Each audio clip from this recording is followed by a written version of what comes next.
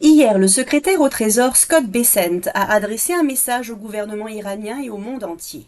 Sur ordre du président, nous avons encore relevé le niveau d'alerte.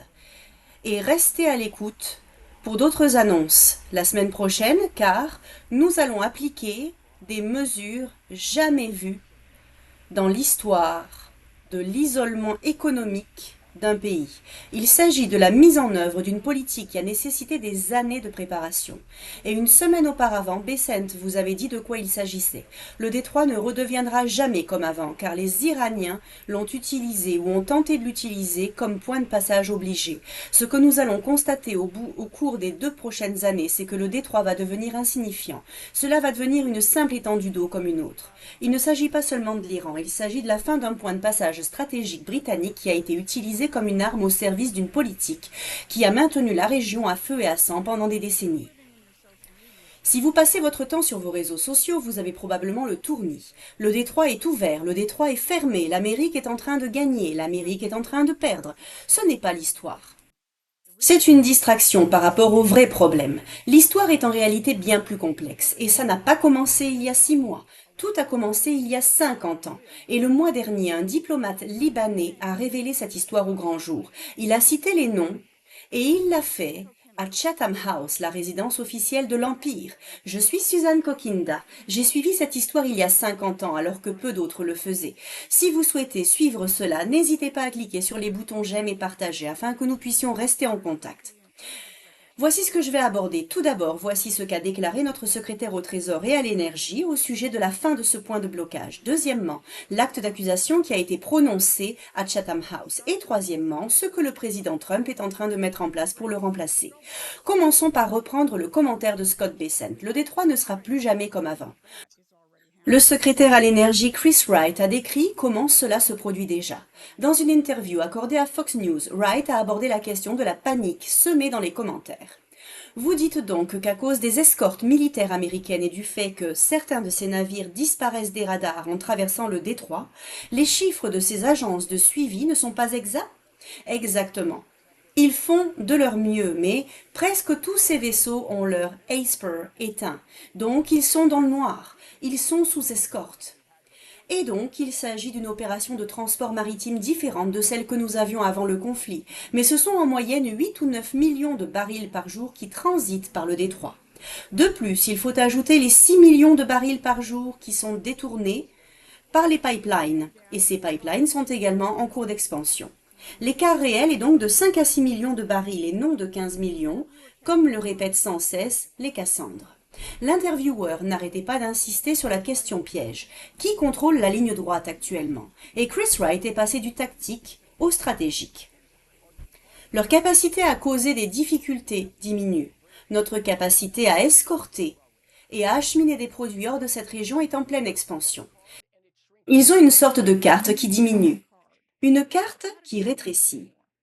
Ce n'est plus un point de blocage. C'est ce que Bessent voulait dire lorsqu'il prévoyait la future insignifiance du détroit. Mais la situation sur le terrain à Hormuz ne représente qu'un aspect de la stratégie globale. L'isolement économique dont parlait Bessent est la phase finale d'une stratégie qu'il met en œuvre depuis mars 2025. Et nous nous sommes attaqués, comme vous l'avez dit, à leurs comptes bancaires, leurs portefeuilles de crypto-monnaies, leurs actifs dans le monde entier, en coupant les paiements aux dirigeants, au régime et au gouvernement lui-même. Alors que le Trésor américain étranglait discrètement les réseaux économiques du régime iranien, les États-Unis créaient des alternatives au pétrole transitant par le détroit. Des alternatives comme le démantèlement de notre propre production énergétique, comme la libération du Venezuela de Maduro afin qu'il puisse produire du pétrole et renforcer les capacités américaines, comme la création d'un monde où les autres États du Golfe pourraient se libérer du statu quo.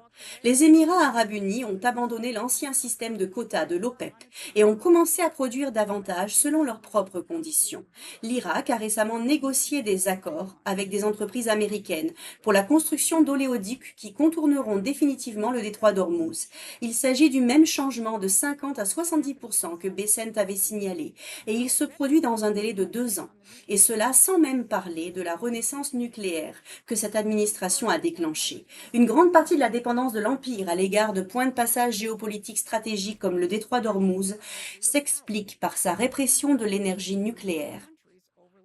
Maintenir les États-Unis et d'autres pays excessivement dépendants des combustibles fossiles. Eh bien, cette folie antinucléaire est terminée et le boom nucléaire à venir renforcera considérablement notre indépendance énergétique. Il ne s'agit donc pas de savoir combien de navires traversent le détroit d'Ormuz aujourd'hui. Il s'agit d'une réaffirmation des principes fondamentaux de la souveraineté économique et de la nécessité de garantir que votre nation ne soit pas à la merci d'un suzerain impérial qui manipule les points de passage stratégiques, contrôle les assurances et bride votre production énergétique. Et c'est ainsi que l'on observe la situation depuis un point stratégique élevé et que l'on dissipe le brouillard de la guerre.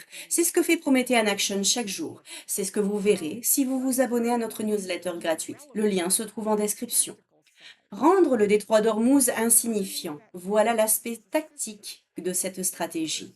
Mais derrière cette tactique se cache un système construit il y a 50 ans. Et ce système a été mis en scène récemment, le mois dernier. Chatham House, principal organe de politique étrangère de l'Empire britannique, a organisé un forum intitulé La nouvelle géopolitique du Moyen-Orient. Je ne pense pas que les autres s'attendaient à ce qui s'est passé. Enregistré devant un public en direct.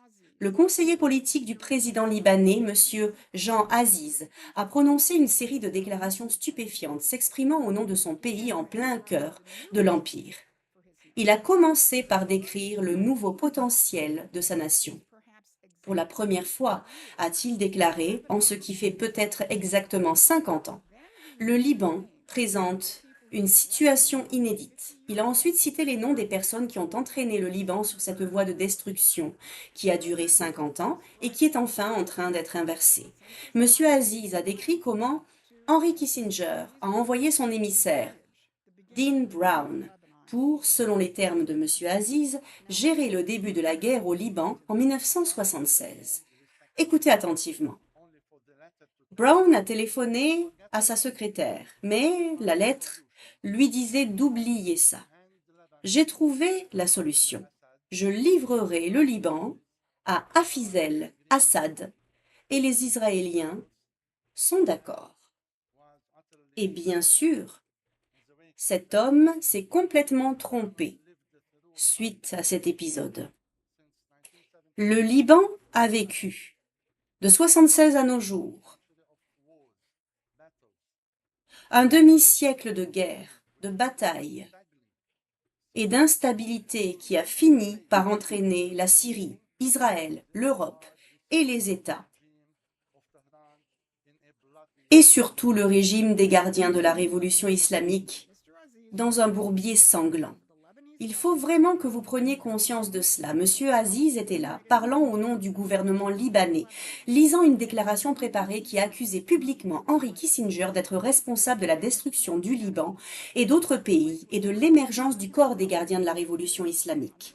Et il l'a fait à Chatham House, l'endroit même où Henry Kissinger a admis publiquement en 1982 qu'il tenait le ministère britannique des Affaires étrangères plus étroitement informé que le département d'État américain.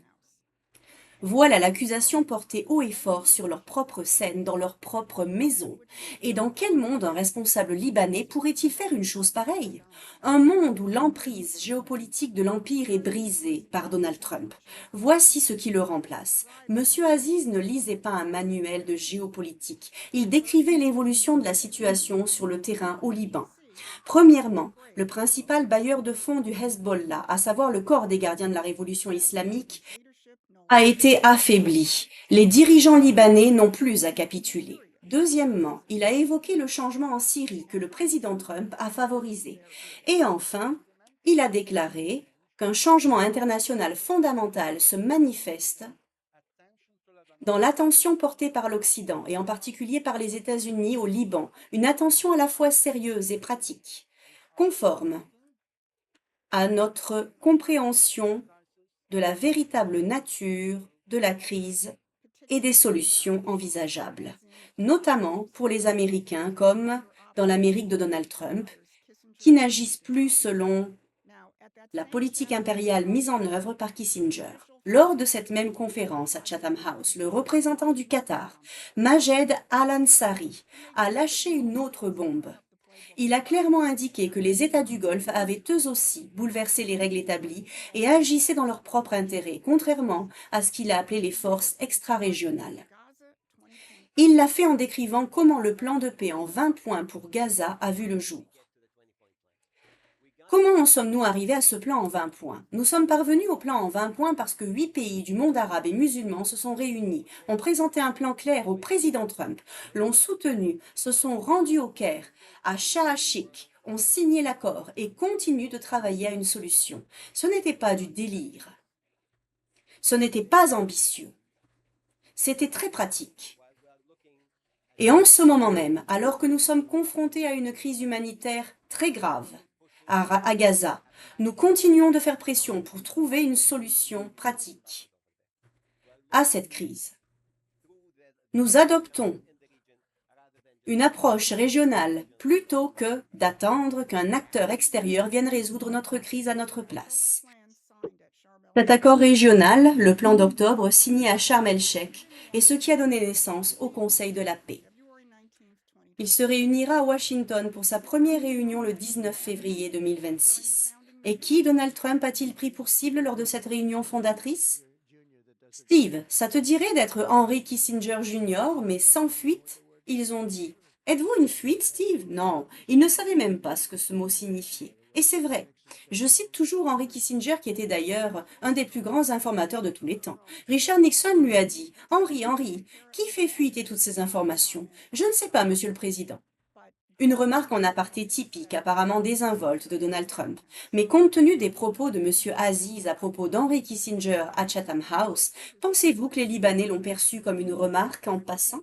Croyez-vous qu'un responsable politique dont le pays et le peuple ont été ravagés par une guerre perpétuelle ait pris cela pour une simple remarque en passant? Non. Donald Trump affirmait à qui voulait l'entendre que le Conseil de la paix et les personnes qui y participent représentent l'antithèse du modèle Kissinger. Le système Kissinger traitait les nations comme des pions sur un échiquier. Il se déplaçait, sacrifiant tout ce qui maintenait l'équilibre des pouvoirs intact pour ceux qui effectuaient ces déplacements. Le Conseil de la paix et les accords d'Abraham traitent les nations comme des bâtisseurs, des pays ayant intérêt à leur propre prospérité et non comme des pions dans le jeu de quelqu'un d'autre. Cette mise en accusation à Chatham House n'était pas un accident. Elle représente une nouvelle configuration des nations au Moyen-Orient, signifiant aux anciens maîtres du jeu que leur grand jeu a été interrompu et qu'il a été interrompu par Donald Trump. Monsieur Aziz n'a pas décrit d'erreur politique. Il a expliqué comment un simple coup de téléphone en 76 avait engendré 50 ans de destruction. Et le système que cette destruction a servi est aujourd'hui démantelé. Bessent réduit les dépenses, Chris Wright puise son énergie.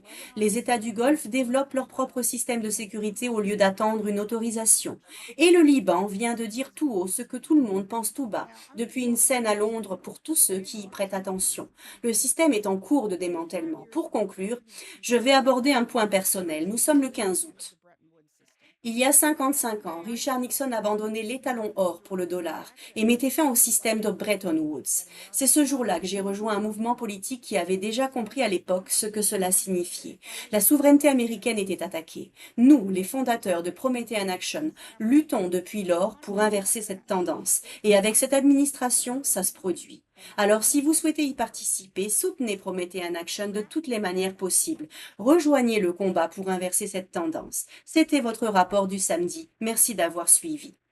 Et pour les gens qui veulent soutenir ma chaîne de traduction La Décrypteuse Libre et soutenir mon travail, je vous remercie de liker ma publication. Cela me donnera plus de visibilité sur YouTube. En attendant la prochaine traduction, je vous souhaite une bonne fin de semaine. Prenez soin de vous. À très bientôt. Ciao, ciao.